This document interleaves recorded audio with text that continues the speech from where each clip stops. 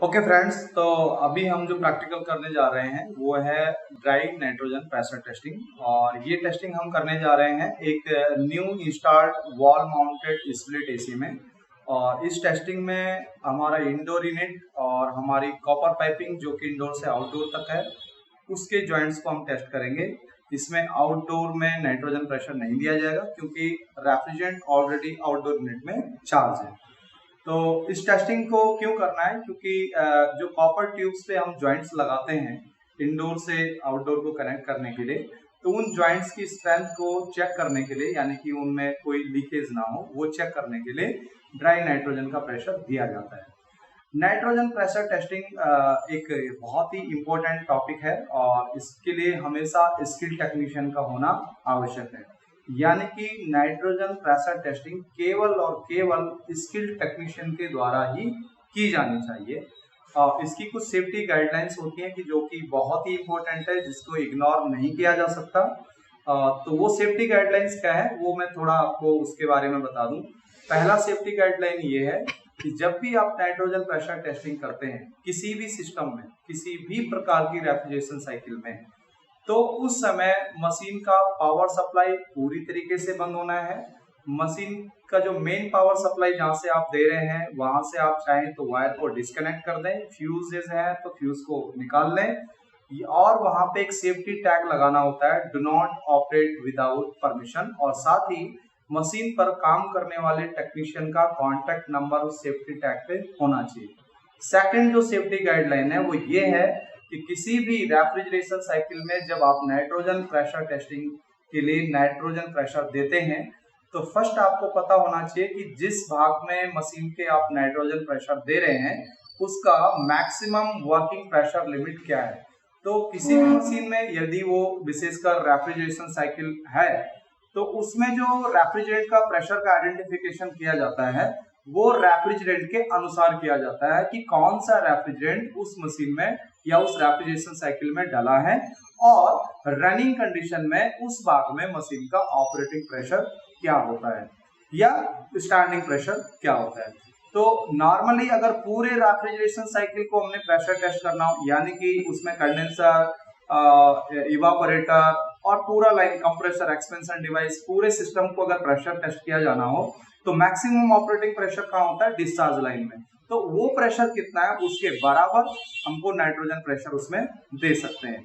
यदि हमने केवल अभी जैसे कि ऑलरेडी रेफ्रिजरेंट चार्ज अगर मशीन में है और हम केवल प्रेशर टेस्ट करना चाहते हैं इंडोर यूनिट और इंडोर यूनिट से आउटडोर यूनिट तक लगी पाइपलाइंस को, तो उसमें जो हम नाइट्रोजन का प्रेशर देंगे वो 150 psi से ज्यादा नहीं देंगे। ठीक है सर। नेक्स्ट जो सेफ्टी गाइडलाइन होती है वो ये है कि नाइट्रोजन प्रेशर को कंट्रोल करने के लिए केवल नाइट्रोजन सिलेंडर रेगुलेटर का यूज करना है। उसके बाद जो नेक्स्ट और एक सेफ्टी गाइडलाइन होती है वो ये है कि नाइट्रोजन प्रेशर टेस्टिंग के समय जो प्रेशर गेजेस, जो चार्जिंग हॉर्स पाइप हम यूज करते हैं उनकी वर्किंग प्रेशर लिमिट जो हम प्रेशर देना चाहते हैं उससे 1.5 गुना, कम से कम 1.5 गुना अधिक होनी चाहिए। ठीक है। और एक प्रेशर टेस्टिंग के दौरान एक गाइडलाइन है जिसको हमें फॉलो करना होता है और वो ये है कि नाइट्रोजन प्रेशर टेस्टिंग के समय किसी भी तरह का कोई हंसी मजाक का इन्वायरमेंट क्रिएट नहीं करना चाहिए। बिल्कुल सीरियस होके एक टॉपिक पे अच्छी तरह से ध्यान रख के और मशीन के सभी भागों की अच्छी जानकारी रखते हुए हमें नाइट्रोजन प्रेशर टेस्ट करना चाहिए। इसके अलावा नाइट्रोजन प्रेशर टेस्टिंग के समय जिस भाग में हम नाइट्रोजन प्रेशर दे रहे हैं, ये गाइडलाइन तब के लिए यदि आप किसी मशीन में रिपेयरिंग या सर्विसिंग के बाद या किसी और अन्य कारण से नाइट्रोजन का प्रेशर दे रहे हैं तो आप पहले यह सुनिश्चित करना है कि जिस भाग में मशीन के आप नाइट्रोजन प्रेशर दे रहे हैं उसमें कोई अन्य प्रेशर पहले से मौजूद ना हो। तो आई होप कि आप इसको गाइडलाइन को जरूर ध्यान में रखेंगे और ये सारी तमाम जो गाइडलाइंस होती हैं इनको कैसे चेक करना है तो उसके लिए हमारे यहाँ ट्रेनिंग सेंटर में एक अच्छा प्रशिक्षण आपको दिया जाता है। तो आप यहाँ पे बेहतर तरीके से इसको सीख सकते हैं, समझ सकते हैं। फिलहाल के लिए हम अभी आपको बताते हैं कि नाइट्रोजन प्रेशर टेस्ट के लिए नाइट्रोजन एक मशीन में कैसे देना है। और हम जिस मशीन में इसको दे रहे हैं उसमें रेफ्रिजरेंट ऑलरेडी चार्ज है, हम केवल प्रेशर दे रहे हैं इंडोर यूनिट कॉपर ट्यूब्स में और जो हमारी इंडोर यूनिट की ये जो कॉपर पाइप्स इंडोर यूनिट से लेके और आउटडोर तक कनेक्टेड है। ठीक है, तो आप देखते हैं इसमें कैसे प्रेशर दिया जाता है। ओके फ्रेंड्स, तो अभी हम जो है वो नाइट्रोजन प्रेशर टेस्ट करने जा रहे हैं। और ये देखिए नाइट्रोजन सिलेंडर है और साथ में है नाइट्रोजन सिलेंडर रेगुलेटर जो कि इससे कनेक्टेड है।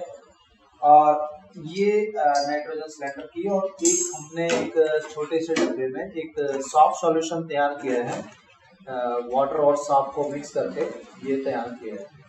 तो इसकी अभी हमें ज़रूरत पड़ेगी नाइट्रोजन प्रेशर टेस्टिंग के लिए। फर्स्ट हम क्या करेंगे, चेक करेंगे ये लूज है कि नहीं है, ये लूज होना चाहिए।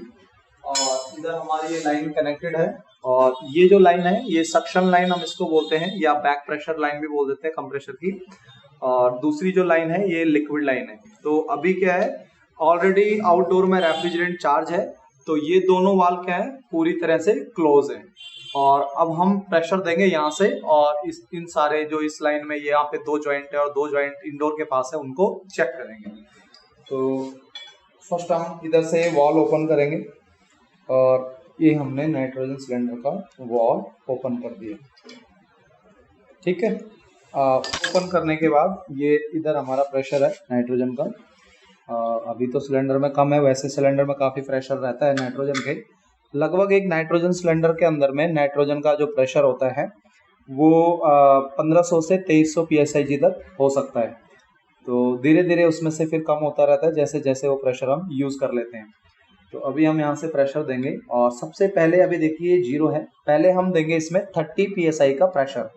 क्यों 30 PSI देना है? देखिए अगर सपोज किसी भी मशीन में अगर मान लीजिए हमको उसमें हमारा प्रेशर टेस्टिंग का जो लिमिट है फॉर एग्जांपल 150 है, तो एक बार में 150 PSI का प्रेशर उसमें नहीं दिया जाता। क्यों नहीं दिया जाता? क्योंकि अगर किसी जॉइंट पे कोई लीकेज है तो वो लीक को रिपेयर करने के लिए हमको फिर से उसमें उससे जो नाइट्रोजन प्रेशर हमने दिया उसको बाहर रिलीज करना पड़ता है और फिर रिपेयर करने के बाद दोबारा से हमने उसमें नाइट्रोजन प्रेशर देना है। तो इस तरह से नाइट्रोजन की एक तरह से वेस्टेज होती है। तो बेस्ट क्या रहेगा कि हम एटमॉस्फेरिक प्रेशर से डबल। तो नॉर्मली एटमॉस्फेरिक प्रेशर जो होता है वो सी लेवल पे पृथ्वी पे जो होता है वो 14.7 PSI होता है। तो उसके डबल लगभग 30 PSIG का प्रेशर हम दे सकते हैं फर्स्ट स्टेप में। और फर्स्ट हम उस पर चेक करेंगे कोई लीकेज जॉइंट्स पे ना हो। अगर नहीं है देन उसके बाद हम थोड़ा थोड़ा करके नाइट्रोजन का प्रेशर इसमें बढ़ाते हैं। तो सबसे पहले हम इधर से देंगे, देखिए इधर ध्यान से आप इधर देखेंगे 0 PSI है और ये 40 PSI है। 0 और 40 के बीच में जो नंबर ऑफ लाइंस है वो 10 लाइंस है। तो 10 लाइंस है तो इसका मतलब हो गया एक लाइन 4 PSI की है। तो हम इसमें कितना लाइंस देंगे, तो हम 30 PSI देना चाहते हैं तो हम देंगे इसमें 6 लाइन।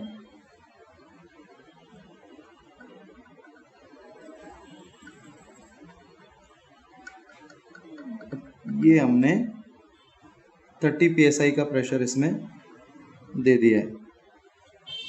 ठीक है, ओके। तो अभी 30 PSI प्रेशर हमने इसमें दिया है और इस प्रेशर पे हम क्या करेंगे, इसको चेक करेंगे।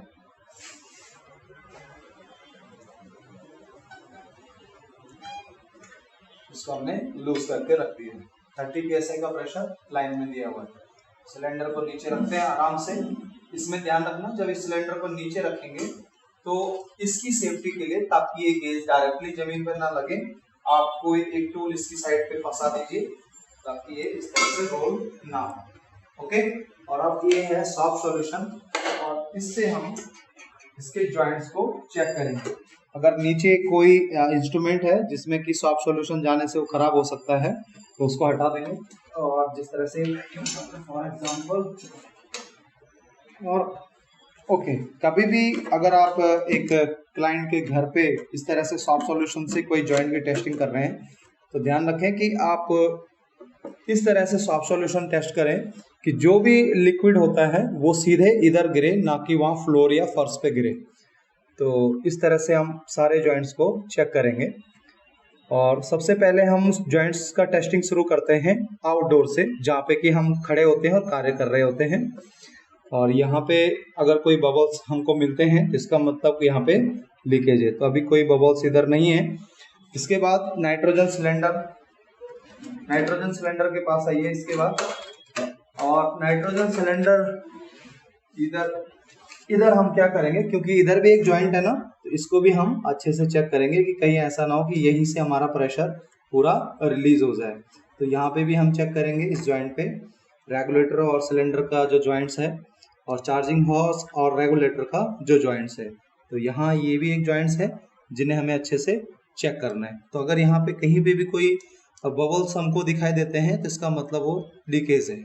ओके, तो अभी यहाँ पे भी कोई लीकेज हमें नहीं मिली है।